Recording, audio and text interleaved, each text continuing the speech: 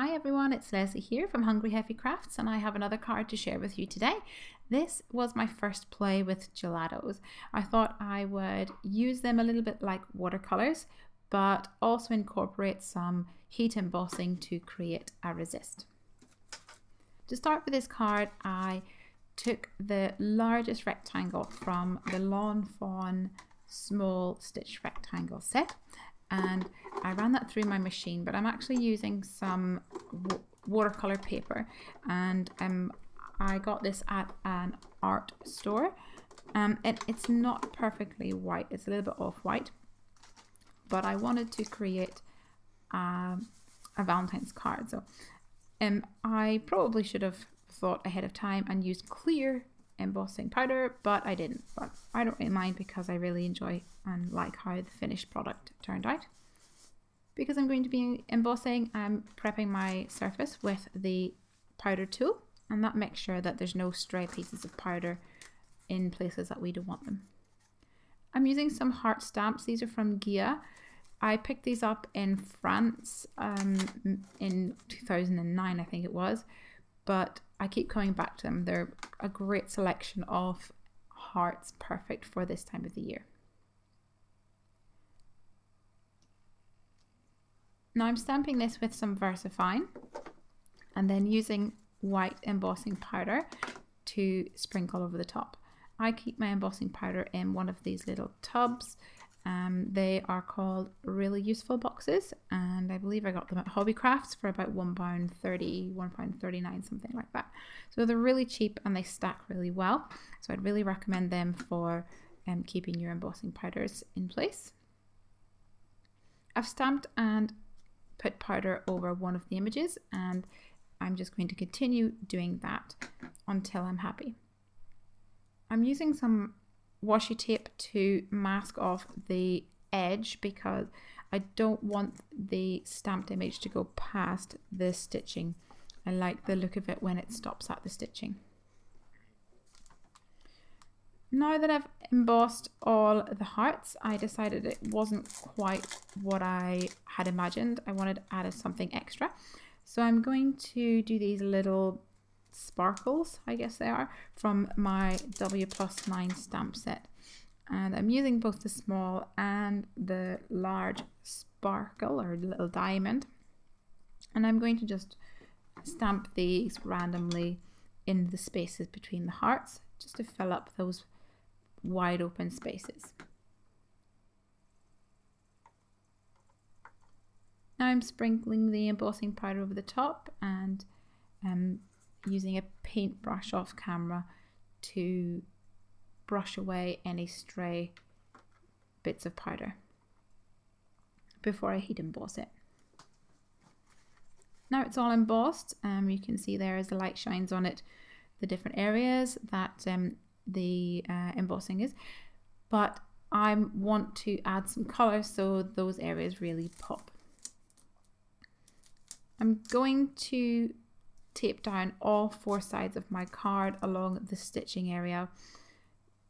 I'm doing this for two reasons. One, I don't want the color to go past the stitching, and two, because it is watercolor paper, it might buckle and absorb the paper, or absorb the water. Now I've taken the 3 pink tones that I got in my gelato set, and I'm working on my craft sheet here. I'm just rubbing the gelato, which has a nice creamy texture, onto the craft mat. Like I said, this is the first time I was playing with them, so it really was an experiment, but I was really happy with how it turned out. I've got a wide bristled watercolor brush, and to start off I'm actually going to cover my whole card in water. You'll see that in just a second. But to create more of a watercolor effect, I've spritzed my gelatos with some water, and I'm adding a little sprinkle of perfect pearls. This adds a nice pearlescent sheen to the color as it goes onto the card.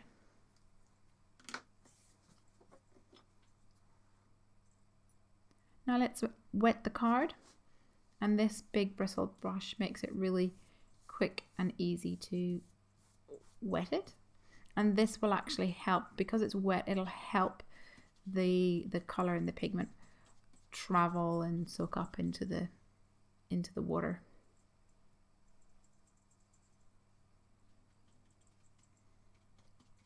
As I dab the brush on, you can see how the water absorbs the colour and it moves around to different areas of the card.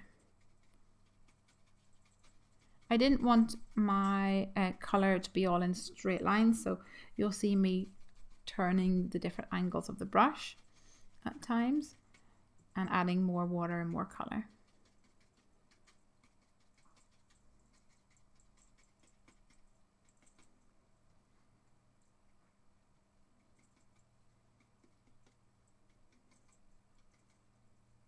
And I kept doing this until I was happy with it. There was some puddles of colour, so I'm using a kitchen towel just to pick those up. I don't want the paper to buckle, but I wanted to add a little bit more depth to the card, and I chose this darker red colour, a bit more intense red, and I want to create more like a thicker paste rather than a waterier watercolor. So I got some of the creamy gelatos onto the craft mat, and you could see me squishing that with the tip of a plastic palette knife and mixing a few droplets of water to create a really thick, creamy paint, I guess, almost like an ink actually. And I'm using my paintbrush, a small round tip paintbrush, to splatter this to create some I guess like a splatter effect onto the card. In areas where I want a larger dot or droplet, I'm just painting that on.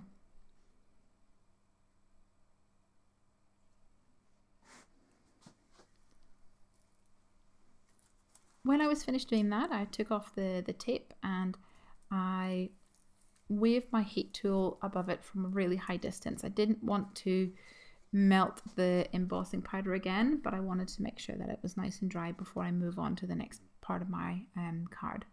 You can't really see in the video the sheen of it, which is a shame, but it's really pretty in real life.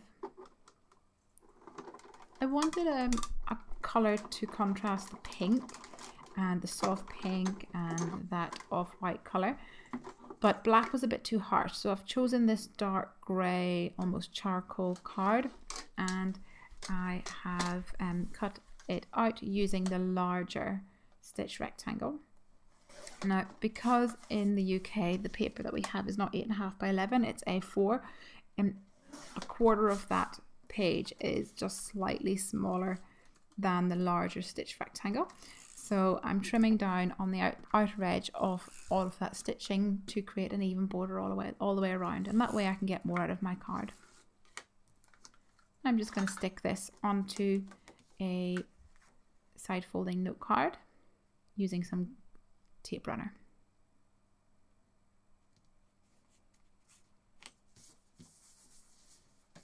And this white card blank is actually a different size, so I'm just trimming off the extra bit that I don't need. I find if I open up my card and use my paper trimmer, this works best for me. So here's my grey card, here's the panel, and I want to stick this on now. And I want to make sure that it is really well stuck. The watercolor card is quite thick, so I'm going to use some double-sided sticky tape for this.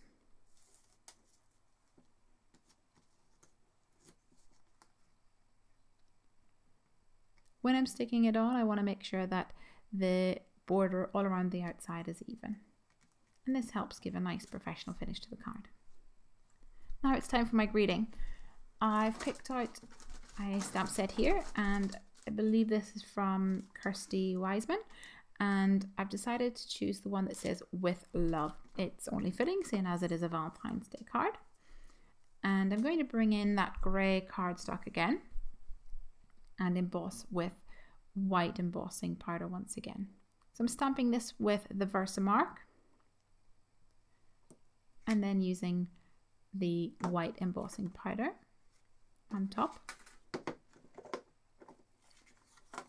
And I could actually just tip this into the tub and shake it off. Makes it really simple.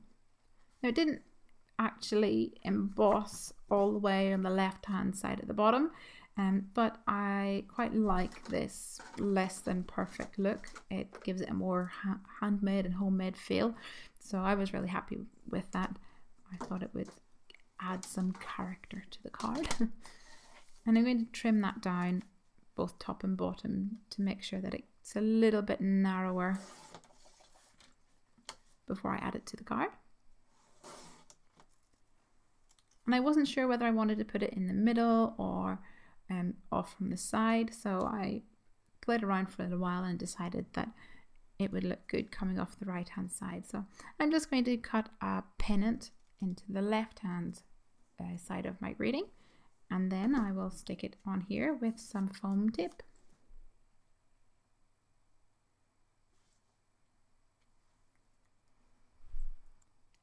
And just to add that final finishing touch to the card, I'm adding a few crystal gems to the card. I'm using a variety of sizes and scattering them all over both that grey panel and the background as well. I've put a few on the edge of the hearts, and that seems to give a really nice look to the card. And that's the card finished. I'm sorry the photos don't really pick up exactly how pearlescent the gelatos really is, but thanks so much for joining me today. Please hit like or subscribe to YouTube for more videos, and come on over and see me at hungryhealthycrafts.com. Have a great day.